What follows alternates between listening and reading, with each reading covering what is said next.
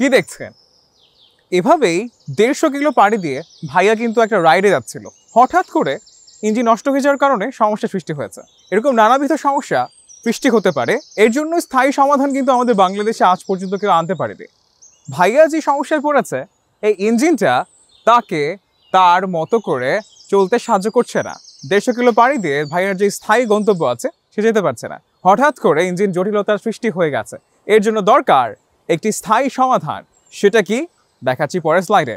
এটি হলো পাওয়ার লুপ, যেটি ইঞ্জিনের শুধুমাত্র ঘর্ষণই কমায় না, এরই সাথে শব্দও কমায়, মাইলেজও বাড়িয়ে দেয়। চলুন প্রোডাক্টগুলো একটু কাছে থেকে দেখে আসি।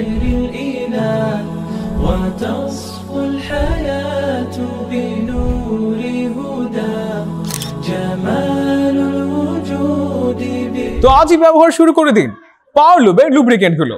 আপনার রাস্তাকে আরো সহজ করুন।